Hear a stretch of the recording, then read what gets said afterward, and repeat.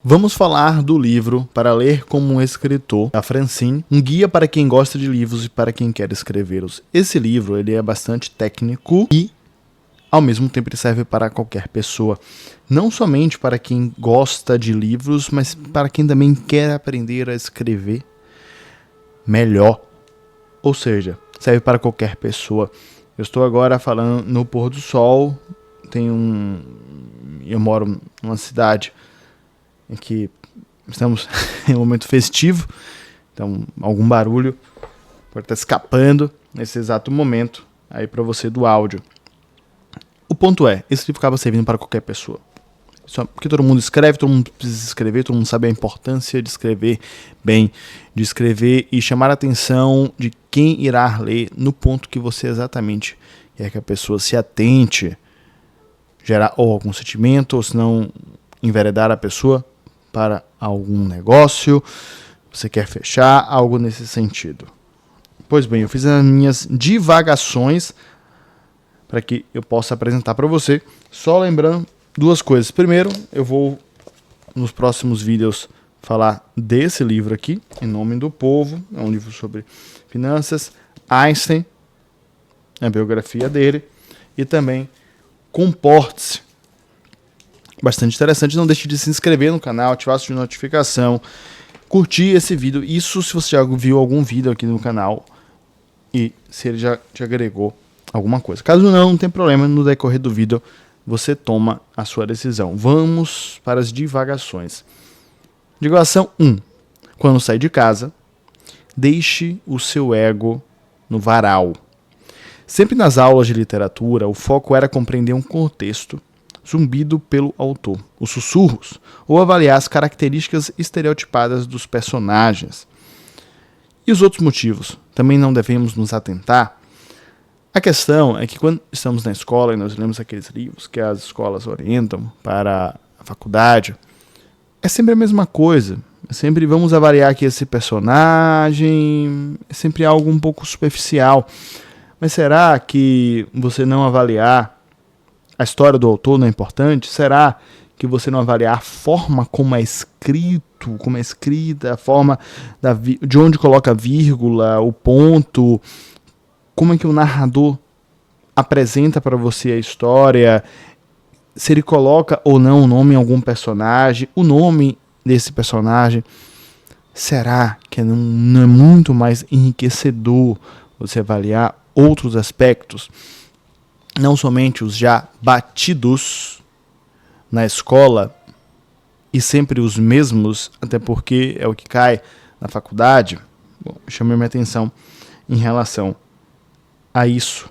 Como o autor distribui suas palavras, frases e pontuações são tão importantes como os demais focos de análise que nós fazemos. Quando temos como base somente o contexto e os personagens, esquecemos do autor. Esquecemos de entender a mente do arquiteto de um romance. Além desse deslize, surge o fato de massagearmos o nosso ego quando de promoções de críticas ao trabalho alheio. É muito fácil a gente somente focar no rotineiro e acabarmos recebendo algumas críticas positivas. Bom, para finalizar, algo que vem ganhando cada vez mais corpo é o fato de romances serem usados como uma defesa ou crítica de pauta social. É muito normal hoje em dia você discutir um romance, alguém falar assim, olha, eu não gosto desse autor ou desse romance porque ele acaba defendendo, ou o autor defendia uma certa pauta. Mas perceba, ouça com atenção. Um autor do século XII, ele muito provavelmente tinha escravo. Um autor do século XII, do século XIII, do século XIV, muito provavelmente não iria aceitar que o filho gostasse de um homem. Não iria aceitar que a filha saísse de casa se não fosse casada. Era uma outra cultura, era um outro período do tempo. Não adianta você falar que você não gosta desse autor pelo fato, diante de Cristo, em 100 depois de Cristo ele ter tido escravo, porque isso era normal naquela época.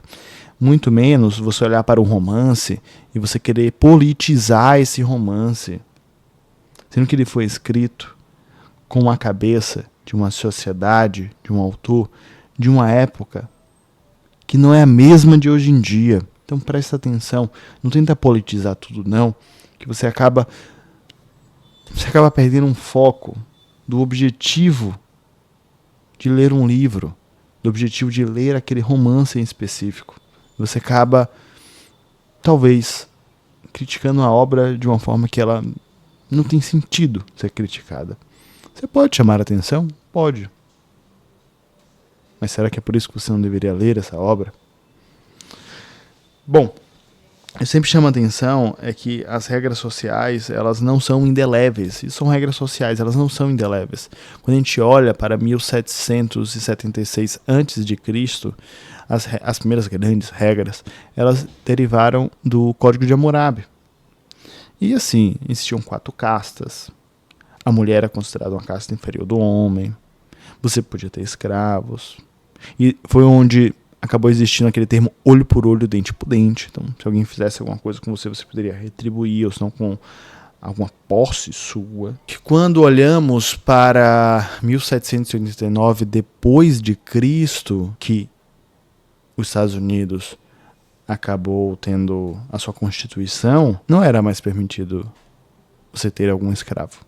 Você percebe que as regras, elas não são indeléveis? Vamos para o segundo devaneio.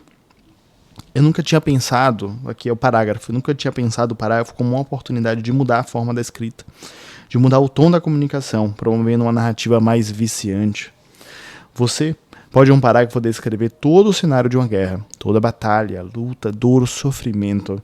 No início do próximo parágrafo, começa escrevendo de uma forma moderada, acalmando o leitor, entrando em um assunto correlato. Os parágrafos podem ser usados para fazermos parar de suar, ou para começar a suar. Ao longo desse livro, o autor acaba trazendo inúmeros exemplos de livros já que tem muito tempo e são muito conhecidos, exatamente para que você entenda na prática o que ela está querendo dizer. Os exemplos que ela acaba trazendo são bem interessantes, porque você aprende na prática. É um livro um pouco mais técnico, tudo bem. Se você estiver disposto para ler, isso te ajudará e muito na escrita. Não tenha dúvida. Além de uma perspectiva um pouco diferente, conforme os outros livros abordam personagem. Como criar um personagem, o que divulgar dele, como divulgar. Um personagem pode ser tanto descrito de uma forma bem estereotipada, como um homem clássico. Fernando é um homem clássico. Você pode acabar descrevendo o que ele faz no dia a dia. Fernando sai todo dia às 8 da manhã de casa, vai trabalhar, retorna às 18, pega o dinheiro que ele ganhou, entrega à esposa, que a esposa acaba comprando todos os condimentos e fazendo o jantar dele e o café e o almoço dele para que no outro dia ele retorne a trabalhar e sustentar a família e a esposa sustentar, organizar a casa e cuidar dos filhos. Pensando aqui no século XVII, na vida, você pode também escrever as atividades que esse personagem faz, como também você pode apontar que ele é o provedor da casa. Você simplesmente apontar, ele é o provedor da casa, pronto. Você está também trazendo uma característica para esse personagem. Você percebe que existem inúmeras formas diferentes de você acabar trazendo a característica desse personagem. Você trazendo um estereótipo, você apontando como ele é, você descrevendo o que ele faz. Ou até o próprio nome dele pode dar um ar diferente para a obra. Então, não é Fernando, é Senhor F. Não é Fernando, é Fidalgo F. Senhor M. Isso aumenta um pouco o drama que a obra acaba proporcionando. Isso é interessante. Você poder brincar, entre aspas, com tais maneiras de poder descrever, formas de descrever o mesmo personagem. Narração. Como você irá narrar algo em terceira pessoa, primeira pessoa, sendo um observador, irá fazer uma narração focando em algum estereótipo do leitor. Saiba que essas decisões, elas são muito importantes na hora que você está escrevendo, até porque você precisa definir primeiro o estereótipo do leitor, e cada leitor responde diferente a um tipo de narrador. Não existe uma regra, mas veja bem, se seu livro é para um público de 7 anos, é bem diferente de um livro para um público de 30, 70 anos de idade. Não tenha dúvida disso. O diálogo. Todo autor tem receio de gerar aqueles diálogos muito mundanos. Oi, tudo bem? Tudo bem. Como você está? Estou ótimo, e você? A autora chama a atenção que, digamos que, eu vou usar o termo não recomendado, mas não é tão bem assim, mas de fato a maioria dos professores acabam não recomendando, quando você está escrevendo, não ter esses diálogos muito mundanos, porque pode deixar muito fria, trazer um clima frio para a obra, e no final o leitor acaba cansando. Porém, grandes autores conseguem construir essas conversas, por mais que elas pareçam frias, e eles conseguem ter resultados muito positivos, até às vezes demonstrando um certo descaso por alguns dos personagens. Num exemplo que ela traz aqui no livro, não me recordo de qual obra é um garoto que acaba conversando com uma menina mais velha na praia. E esse garoto acha essa menina muito bonita e está querendo conversar com ela e talvez até sair com ela. E ela responde tipo assim, sim, não, ok, de forma quase que um monólogo ali por parte dela. Ou seja, isso não é recomendado pela maioria dos professores, mas você entende que isso acaba enriquecendo a obra, se você conseguir fazer de uma forma muito bem feita.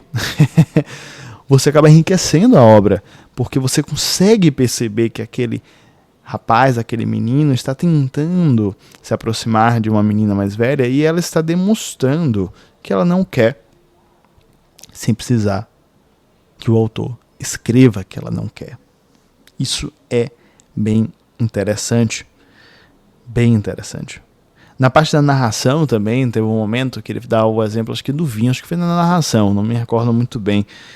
Só que ele pede para que a pessoa, tem duas pessoas conversando, e ele pede para que o garçom encha uma taça de vinho. Mas não deveriam ser 2 taças de vinho, porque tem outra pessoa com vinho. Você traz um porquê, você começa a fazer com que o leitor comece a se perguntar, será que essa outra pessoa se levantou da mesa e saiu? Será que ela não gosta de tomar vinho? Será que agora o cara só está sozinho? E aí você vai falando somente sobre a pessoa A, e aí em algum momento você cita a pessoa B, você fala, opa, essa pessoa então não saiu da mesa. Você vai fazendo com que o leitor comece a se perguntar. Isso é bem interessante. Detalhes, eu sempre digo que detalhes não são detalhes. Eu tenho essa frase comigo há muito tempo. Eu sou engenheiro civil, não atuo mais na área, não atuo mais, e eu sempre disse isso para os colaboradores na época, detalhes não são detalhes, porque o que você considera detalhe, para mim não é detalhe. E o que eu considero detalhe, talvez para você não seja. Você tem um produto novo e você quer implementar esse produto, e alguém fala o seguinte, não, acho que esse produto ele ser mais fino ou não ser mais fino não muda nada. Mas para você não muda, para você isso não é um detalhe, mas talvez para o público seja um detalhe. Eu me lembro que eu pegava às vezes um funcionário e pedia para ele sair comigo da empresa, e a gente atravessava a rua, eu fiz isso exatamente como estou te falando, e pedia para ele olhar para a fachada da empresa. Eu falava para ele, olha agora para a empresa e não se considere mais um funcionário. Olhe para a empresa e entenda como você sendo um cliente. Eu quero que você agora visualize a empresa como um cliente. A gente entrava na empresa como um cliente. A gente começava a perceber inúmeros detalhes que antes a gente não percebia. A gente olhava para a recepção com um olhar de cliente. Será que está confortável aqui? Essa cadeira está boa? O clima está agradável? Tem algum local que eu posso ver alguma orientação do que fazer, com quem falar? É um outro olhar. Isso é bem interessante. Fique atento, porque os livros eles acabam brincando com os detalhes para deixar algo mais fidedigno. Você lembra das coisas pelo detalhe. Uma história que simplesmente fala o seguinte, comenta o seguinte, o menino chega em casa e esconde a nota da mãe. Agora, se essa mesma história é que o menino acaba chegando em casa de forma taciturna, ele abre a porta bem devagar da sala, a maçaneta está fria, igualmente a sua mão, igualmente todo o seu corpo. A maçaneta fica molhada pelo suor que tem em suas mãos. Ele gira a maçaneta com calma e percebe um feixe de luz saindo da cozinha. Nesse momento ele pensa, preciso passar rapidamente pela sala. Ele fecha a porta bem devagar. Percebe um soluço da cozinha. Você entende que você contando toda essa história, esses detalhes levam a você entrar dentro da história e leva com que fique algo mais fidedigno, algo que você venha conseguir lembrar futuramente. Detalhes são importantes para toda história. Independentemente se é uma história de um livro ou não, detalhes são importantes. Não pode ser prolixo. Bom, 7. A autora passou todo o livro. Olha que interessante. Isso aqui é bem. A autora passou todo o livro trazendo regras da literatura, conquanto passou também todo esse tempo desconstruindo essas mesmas regras. Como iniciar um diálogo, como caracterizar um personagem, como usar ou iniciar um parágrafo, quantas palavras ou linhas devem ter uma oração. Por mais que existam padrões que você pode se orientar, não existem regras. Grandes autores, com suas ilustríssimas obras, contradizem qualquer axioma literário já proferido. Os mesmos são os exemplos de contra-exemplos. São as exceções que provam que não existem regras literárias. Basta ser um gênio e saber fazer. Basta, com muitas aspas. Muitas. Não tenha medo de escrever. Tenha medo de nunca ter feito nada. Bom, deixe seus comentários. Deixe seu comentário aqui embaixo, o que você achou. Se quiser trazer alguma consideração em relação a alguma divagação, se você já percebeu, quando estava lendo um livro, há algum ponto que acabou enriquecendo mais ou menos, eu tenho que te pedir, para você não esquecer de curtir o vídeo, se inscrever no canal, ativar o sininho de notificação. Isso se ele agregou alguma coisa para você. Também lembrando dos livros, os quais eu irei falar um pouco mais para frente. O de Einstein, Em Nome do Povo, que é mais voltado para a economia, e o Comporte-se. E vou deixar um vídeo. Eu também falo sobre livros no meu Instagram, tá? Ele fica aqui em cima, em algum lugar, e também tem na descrição. Se quiser dar uma olhada. Se quiser dar uma olhada também na lista de livros que tem da Amazon. Eu vou deixar um vídeo aqui do lado, que é de um outro canal que eu tenho. Eu recomendo que você dê uma olhada nesse vídeo. Você já sabe, o meu nome é Osmar Taranjura, e eu te vejo daqui a pouco.